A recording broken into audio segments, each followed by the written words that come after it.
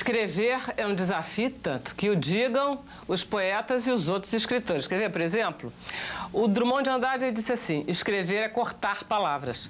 Já o Hemingway, o novelista americano, disse, corte tudo o resto e fique no essencial. O Paul Valéry disse, entre duas palavras, escolha sempre a mais simples. Entre duas palavras simples, escolha a mais curta. Imagina o que será, então, escrever um roteiro de um filme, de uma novela, de um comercial que você tem o quê? 30 segundos para passar a mensagem para seduzir todo mundo. Realmente é uma dificuldade muito grande. A criatividade, a objetividade, a clareza, a persuasão, embora não haja fórmulas, são muitas características que tornam o roteiro de uma produção audiovisual bem estruturado. Sem dúvida nenhuma, o roteiro é o ponto de partida para a realização de uma história. Roteiro é o tema do programa de hoje. Para conversar sobre esse assunto, o Entre Mídias vai receber aqui no estúdio a diretora e cineasta e atriz Carla Camurati, a psicanalista e professora de linguística da UFRJ, Marci Dória Passos. Prazer em tê-las aqui. Vamos lá começar. Eu tenho a sensação que eu estou sempre querendo descobrir o segredo do roteiro. Eu paro para assistir um filme, um programa de televisão que seja, eu digo, o que eles estão querendo me dizer? Carla, você é cineasta, você faz os teus roteiros? Faço com... Na realidade, eu sempre escrevo com um roteirista. Como é que começa? Você tem uma ideia? Diz aí. Eu sempre tenho imagens, né? Quer dizer, tem histórias e assuntos dos quais eu quero falar, discutir, né? Que eu acho que são assuntos pertinentes na sociedade, importantes de serem pensados. Tá, sobre então alguma dimensão. Claramente. Por exemplo, pega um filme teu, Copacabana, Serva Padrão, escolhe sobre a velhice no Copacabana. No Carlota, eu queria falar um pouco de um momento que eu encontrei na história do Brasil, quando eu reli essa história já mais velha, o quanto era importante esse momento dentro da nossa história, por uma série de problemas que tinham se instalado hoje na nossa sociedade. É engraçado quando eu falo isso, porque provavelmente as pessoas olham para o Carlota e como ele é um filme muito pitoresco, as pessoas boiam sempre nessa onda, porque ele é cheio de metáforas, ele é uma brincadeira de fato, porque para que você pegue muitas pessoas, você tem que ter uma imagem apta a isso. Mas se você entra na discussão, na realidade ele conta ali de uma forma pitoresca uma série de coisas que hoje formam a nossa sociedade que são horrorosas e que talvez rindo e se divertindo a gente consiga perceber. Nossa, complicação, porque né, ela está falando de opção de coisa, porque ela está falando de uma ideia e, ao mesmo tempo, da quantidade de mensagens que você quer passar. Mas o tempo todo é assim, né? Ideias, de alguma maneira, são coisas que você quer passar. Emoções, pensamentos, e você passa através das imagens, né? Por isso eu gosto de escrever com o roteirista, porque a minha afinidade não é exatamente com a palavra, né? A minha afinidade é com a imagem. Você vê imagens? Eu vejo o tempo todo uma narrativa em imagens. E concordo com todos os escritores, é melhor ter menos palavras. Poucos são os roteiristas e os autores que conseguem sustentar muitas palavras, cascatas de palavras, né? Mas imagens são muitas? Imagens, de alguma maneira, elas contam sem as palavras. Por isso existe a dramaticidade das imagens. Quando você escreve, é nisso o tempo todo que você pensa. Você pode ter a tradução de uma ação inconfortável ou de violência sem nenhuma palavra. Apenas descrevendo com imagens a maneira que alguém sentou no ambiente, a maneira com que cruzou a perna, com que olhou, o medo que tinha, a sensação de insegurança. Tudo isso são coisas traduzidas em imagens que você não precisa estar necessariamente falando elas. Ai, que nervoso, eu estou aqui insegura. Será que hoje... Na realidade, nada disso precisa de palavras, né? As palavras são pontuais, de fato. Tá, vamos voltando para o roteiro. Mas se quando você vê um filme, quando você senta diante da televisão, você vê o BBB que seja, você tem essa sensação que existe um roteiro? Olha, Vera, assim, é engraçado isso. Eu estava pensando no que a Carla falou de trabalhar junto com o outro, né? Essa coisa de trabalhar com o outro é muito forte na minha vida. Quer dizer, o caminho da psicanálise é sempre uma coisa em que o contato é meio co-construído mesmo. O que eu quero dizer ou o que eu acompanho em relação à associação. Então, eu não me dava conta de que alguns caminhos indicativos vinham através da intenção mesmo de produzir aquele efeito. Até porque eu vi um filme de um jeito, uma amiga minha que era cineasta via de outro. Você está falando de algum filme específico? Sim, alguns filmes, assim, o que me pega é uma parte mais... do funcionamento, do jeito de ser, da emoção. E, às vezes, me perguntar assim, você viu aquela fusão, aquele jeito de pôr a câmera? Então, isso eu não via, né? Mas eu fui aprendendo, na medida em que eu fui tendo que escrever mais, né? Assim, na minha formação mesmo. Escrever, fazer testes, fazer trabalhos. E eu comecei, inclusive, a trabalhar, né, aqui na televisão, tendo que organizar o pensamento, as ideias, porque sempre trabalhei com associação livre, né? Era uma coisa... Mas essa associação não é totalmente livre, ela tem uma direção também, né? Quer dizer, não é uma conversa que eu tenho no consultório que segue qualquer direção. Eu tenho alguma coisa que é a possibilidade de que aquilo tenha um efeito de olhar para si. Então, eu percebo que o filme que me toma mais e que me leva num certo caminho, que se aproxima, né, do efeito que o cineasta queria ou pretendia, ou que o diretor pretendia, é o que tem o melhor roteiro, é o que, de uma certa maneira, isso te possibilitou esse caminho. É verdade. Um roteiro é o máximo. É a estrutura, é o esqueleto do filme. É a estrutura. Com certeza. E essa coisa de ter o outro, assim, que organiza a ideia também, né? Quer dizer, essa coisa de você falar para alguém, porque tem um processo de escrever, né? Essa coisa do difícil, que é muito solitário. É muito, enfim, você ficar diante de uma folha em branco. Quando ela fala, quando ela conversa com o roteirista... Eu sempre escrevo, a minha diversão quando eu escrevi o Carlota Joaquina com a Melanie de Mantas, que é uma super roteirista. Depois escrevi com a Adriana Falcão, o Irma Vap. O Copacabana também fiz com a Melanie. Todas as vezes a gente senta para escrever. É muito saboroso o ato de escrever. E exatamente a troca de ideias e a tradução dessas ideias em palavras ou em ações, né?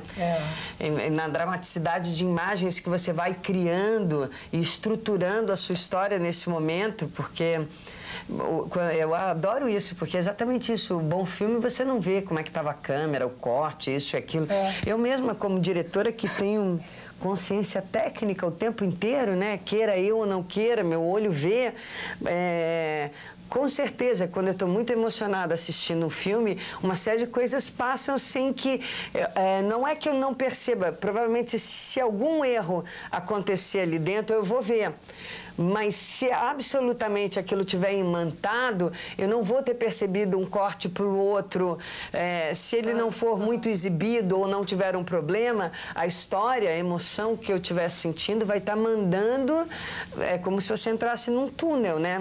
No meu sentimento, no meu pensamento, você nem percebe. Mas eu acho que essa questão mesmo, não sei, pelo menos da maneira como a gente estava falando do roteiro, tem uma ideia que dá a direção, né?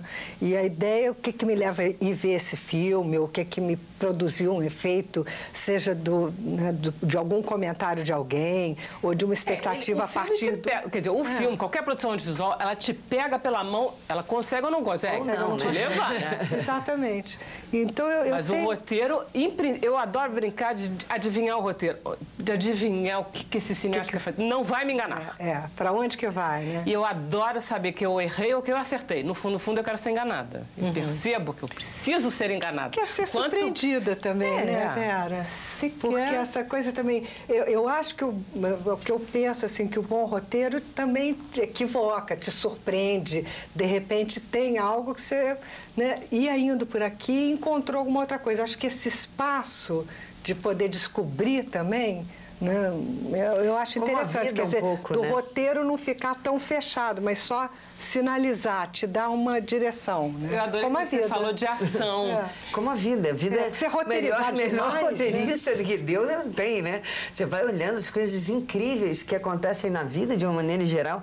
Eu sempre falo, porque como eu sou muito gaiata e gosto de piada, e faço filmes exagerados, propositalmente teatrais, né, operísticos, assim, de alguma maneira, e me divirto com isso, né? Tem uma série de situações que eu vejo na vida que eu falo, cara, se eu botasse isso num filme, eu ia dizer, tá vendo? Lá vem ela, fazendo essa chachada sempre dessas coisas.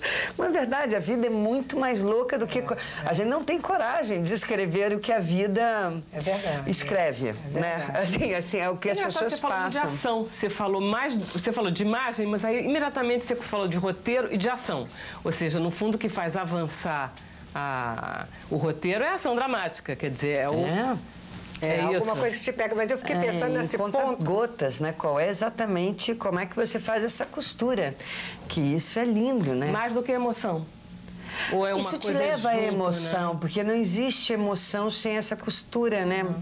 Porque é uma discussão que é um pouco... só indo num assunto para voltar em outro, mas o Abu Janra, que é um grande diretor, ele sempre fala que emoção é alguma coisa que você não precisa jamais se emocionar para emocionar alguém. Aliás, é melhor. É o contrário, Tire né? a emoção. Veja o que a emoção fez com a América Latina.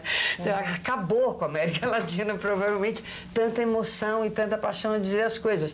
Que você precisa, às vezes, é ter transparência para emocionar o outro. O que é verdade, né?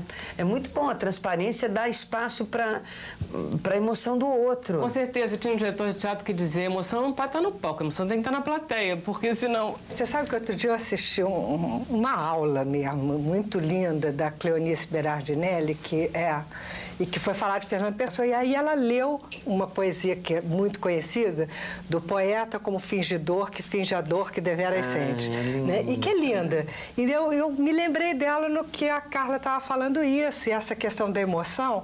Primeiro que, assim, né, na sequência da poesia, fala disso.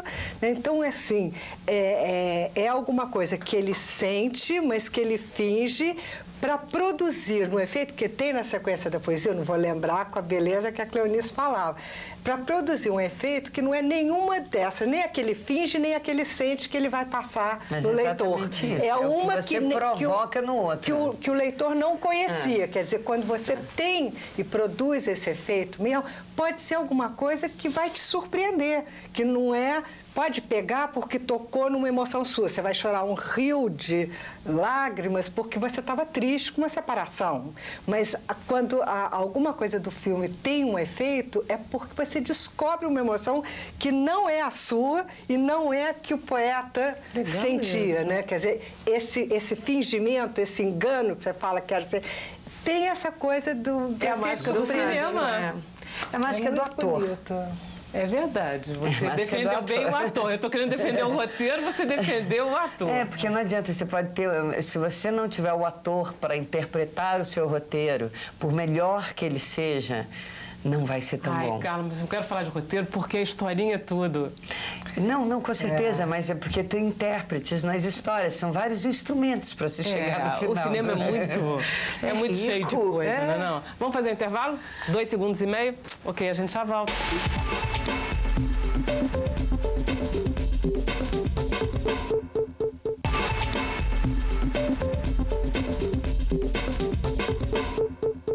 Estamos de volta com o programa Entre Mídias. Hoje nós estamos discutindo um componente muito importante do audiovisual, que é o roteiro. E nós estamos conversando aqui no estúdio com a diretora Carla Camurati. Carla, você disse que o roteiro é 90%. É verdade, é um esqueleto, né? Tá bom, vamos verificar isso. E com a psicanalista Marci Dória Passos. Queria falar do poder do roteiro. Por exemplo, em televisão, de que maneira a gente tem o poder de direcionar sentimentos, emoções, mas inclusive ideias, pensamentos, mensagens. O cinema, ele é um objeto fechado, ele é pronto, né? Já a televisão, ela tem um roteiro que vai evoluindo conforme, sei lá, necessidades mercadológicas, sucessos, fracassos de atores ou de personagens, entendeu? Então, essa diferença está no roteiro também, não está? São formas muito diferentes, né? A estrutura de uma novela e a estrutura de um filme ou de uma peça de teatro são narrativas bem diferentes entre si. Eu acho que a televisão, ela precisa, pelo próprio formato, estender a história, por um lado, então se esgarça um pouco a história, por mais que você crie eventos, mas na realidade... Aquela ação dramática. Até, você tem que esgarçar um pouco a ação dramática, né? E você tem que repetir muito, às vezes, a mesma coisa, né? Quando eu trabalhava fazendo novela, às vezes eu tinha uma síncope assim, que eu dizia assim, mas eu já falei essa cena não sei quantas vezes, porque eu vinha de uma coisa de teatro e a linguagem na televisão naquele momento, para mim, era uma coisa que eu estava aprendendo. E depois eu comecei a entender melhor o porquê a repetição. Na realidade, você está falando de uma dilatação de um acontecimento, você dilata aquele acontecimento. A televisão é um veículo que as pessoas perdem. Então, de alguma maneira, perdem capítulo, ou porque naquele dia não conseguiram ver, ou porque estão fazendo coisas simultaneamente, porque ela funciona dentro de casa, ela é uma companheira, ela é diferente do cinema, onde você se tranca, ou a peça de teatro e assiste alguma coisa. A televisão é aquela sua amiga que está ligada, você fazendo, hora você vê, hora você não vê. Mas ela também ali. E quando você repete as cenas, você cria essa ação dramática, que não é exatamente repetir a cena, mas a cena é quase igual, com alguma coisinha de diferente. Você está dilatando a ação dramática um pouco dentro da história, que serve a todos, né? Mas todos você, os objetivos. inclusive, muda a mensagem. Eu fiquei pensando nessa que você estava falando, né, da coisa de cortar palavras, de dirigir, de dar uma direção ao que você pretende dizer. Então, tem um lado meio castrante, né, assim, castrador de você escrever, porque quando você está pensando, tendo ideias e tal, parece que é tudo lindo. A primeira sensação quando eu escrevo é que não é tão bonito como eu tinha pensado. E aí eu tenho uma sensação de que a minha ideia não é tão rica como estava solta na minha cabeça. Mas, ao mesmo tempo, aquilo vai virando um texto e alguma coisa que eu também posso ir me distanciando. E aí vai ficando mais claro para mim o que eu quero dizer. Então, eu acho que a escrita ajuda a organizar. Quando você tem um parceiro que vai, né, dando uma linha, dando uma direção que você quer dizer, ajuda muito, organiza o pensamento. E organiza... Você está falando do sentido da formatação, quer dizer, de você transformar uma ideia num objeto. Ele está querendo falar também sobre o poder que esse objeto tem de me levar para a direção que ela quer.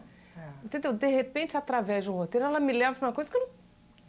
Porque a televisão, ela muda, de repente, o destino de um personagem, porque o personagem não está agradando. Corta isso aí, tira ele, mata ele.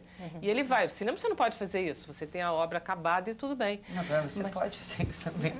Não, você não vai. Na edição. Na edição. Você tem edição. Você mata ele também. Não rendeu, tudo bem, né? Você muda a vida dele. O roteiro vai também, né? Claro. Porque eu me lembro que eu tive essa experiência. No teatro, aqui depois que você escolheu. Que não dá. Mas ainda tem boas histórias que contam que as pessoas mudaram no meio da cena. Mas cinema você corta na edição tranquila. Tem uma riqueza quando você começa a pôr alguma coisa subjetiva ali no teatro, né? Você foram ficando mais à vontade. Aí já tinha alguma coisa que surge de uma cena que nunca tinha falado daquele jeito, você fala de repente. Isso é que eu acho... Tem uma coisa da ortodoxia, assim, de ter um bom roteiro preciso, cronometrado e tal, que talvez permita muito mais liberdade do que se você estiver muito solto, muito... Isso é uma boa coisa, né? Quer dizer, tem a direção, a marcação do roteiro não precisa ser para aprisionar, é só para dar uma direção. Uma direção clara é mais fácil até de você desrespeitar, né? É mais fácil. Enquanto a coisa está aberta, ela está aberta. Por isso que até o último minuto você muda tudo. Você pode mudar na edição. Não que você mude tudo, mas é isso. Que você, a sua ideia, ao tornar realidade, às vezes ela não tem a complexidade do que você queria dizer ou interpretar e você é obrigado a mudar isso para que isso atinja o seu objetivo dramático. Porque também a palavra é muito forte. Então, às vezes, você lendo, você tem uma visão de emoção e de que você vai atingir alguma coisa que, bem na verdade, às vezes também pode falhar. O caminho, né, do erro, ele tem mão dupla também. E quando a coisa... Estava conversando sobre a coisa, por exemplo, de você fazer uma adaptação de um livro. Né? Ontem estava um escritor falando sobre isso, de fazer adaptação do livro e que... Para o cinema, não, para o próprio livro. Para o cinema, livro, por exemplo, ou para o teatro, enfim.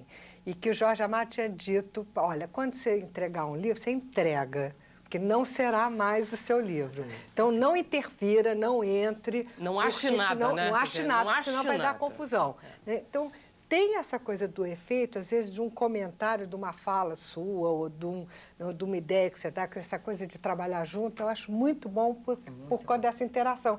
Que, de repente, assim, e coisas que depois você dá para ler, fala assim, não, mas isso está na sua cabeça, não está escrito aqui. Você não, como não entendeu isso? Né?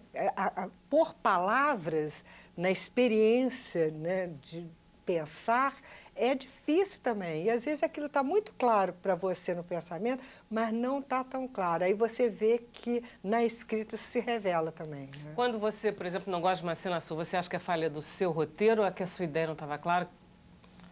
Depende.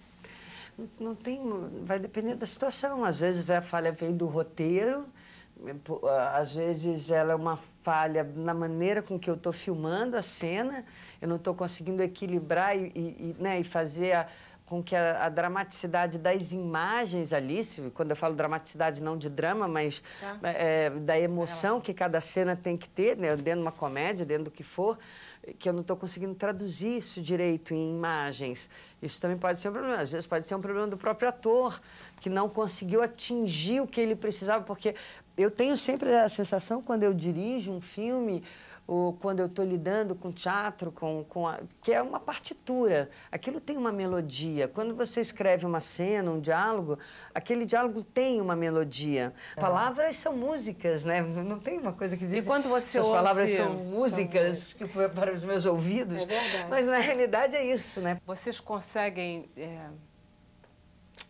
saber por onde estão querendo levar vocês? Eu não sei se o bom roteiro é aquele que você percebe, que você fica defendida, assim. Ah, ele está querendo me levar por esse caminho e tal. Mas eu acho que é uma coisa de onde não ele está se te alienar. levando. Me dá a ideia de que você fica preocupada de não levar, ser... né? De poder um pouco me deixar levar no bom sentido mesmo. Mas eu acho que essa é uma questão. A gente fica alienado e é conduzido por um lugar que a gente não quer, ou a gente tem uma certa noção de que aquilo não é vida real. Só nos levam para onde a gente quer, na verdade. Ou para onde a gente consegue ir. De alguma maneira, a gente alimenta as pessoas, a gente vai... O que eu acho mais terrível quando a gente faz isso é que a gente habitua as pessoas a linguagens. As pessoas são adestradas por imagens. Se você codificar, seja uma forma de enquadramento, de narrativa, é nisso que vem o raciocínio. Você imprime nas pessoas um sabor por determinada... Assim como pelo paladar, pelos olhos. É óbvio, uma linguagem... Hoje, a linguagem de TV aproximou muito mais a imagem das pessoas do que há 50 anos atrás. Então, a relação que a câmera hoje tem e conta as histórias é completamente diferente da câmera que contava a mesma história 50 anos atrás, por movimentos, por enquadramentos. E a gente é alimentado disso. Então, se a gente constrói linguagens de imagens, né, onde eu conto a história só em 3x4, só em 3x4, eu habituo você a ter essa leitura. Claro, você consegue ler emoções e sempre nisso. Eu isolo o ambiente, eu centro em você, no rosto, numa imagem, né? Eu começo a lidar com valores diferentes. Eu estou dizendo isso para dizer, as pessoas são adestradas e conhecem imagens hoje, do jeito que o mundo está, num grau enorme, né? Numa quantidade, tem o conhecimento todo hoje é de imagens. Elas são produtoras de imagens. Todos os telefones, filmes, o YouTube está lotado de coisas, até coisas muito interessantes. Não tem nada... O que eu estou falando não tem necessariamente uma coisa crítica, mas a imagem hoje é outra coisa e elas são habituadas a isso. E são habituadas também a digerir dramaturgia de N formas. E eu acho que quando a gente passa a esse mixing, no caso, realidade, mentira, ficção, realidade, ele é um mix complicado, né? Ele tem a tendência a confundir as relações. A câmera tem um poder de sedução muito grande, a televisão tem a fama, as pessoas são muito seduzidas por isso. De alguma maneira, existe esse desejo, né? E que a cada dia ele está maior, porque todo mundo pode ser famoso, de alguma maneira, que é a tradução disso num tempo recorde. Para tudo, em qualquer coisa. A explosão da comunicação descobre um número enorme de talentos e passa a consumir um número enorme de pessoas e de coisas. E é como se a gente estivesse num grande furacão, né? E uma história muito bem contada e fala de uma forma muito enfática, soa como verdade. Você, às vezes, compra aquilo sem uma pausa, né? Como às vezes... Uma pausa, para poder ver por que você está repetindo isso, né? Então, tem alguma coisa que é não abdicar de pensar, né? Não abrir mão do próprio pensamento, da própria gestão. Quer dizer, quando você come um alimento, você digere, você elimina o que não serve, enfim. Quando você ingere cultura, também você tem que ser capaz, né, de ver assim, não, isso é junk food, né? Isso não dá, isso não está me fazendo bem, eu não posso ver só isso. Né? E aí você vai buscando, mas para isso eu acho que tem que ter sinalizadores, sim. Tem que ter alguém, né? E eu acho que um programa como esse... das crianças. Educar, você tem que... Na realidade, é isso que você tem que ter. Não é da ordem do natural, você vai ficando também com aquilo que você nunca ouviu outra coisa, você conhece isso. Então, a oportunidade de mostrar uma diferença, de fazer pensar, eu acho que é importante nas pessoas que escrevem e que fazem roteiro, que fazem cinema e que fazem televisão. Acho que tem uma responsabilidade com isso também. Maravilha. E tal? Gostaram do programa? Se você gostou, pode mandar um e-mail e comentar, tá? É só acessar o site da Multirio.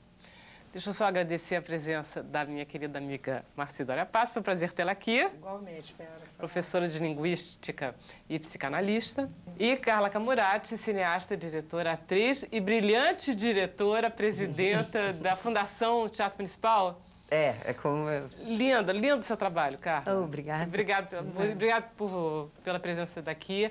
A gente volta semana que vem, tá bom?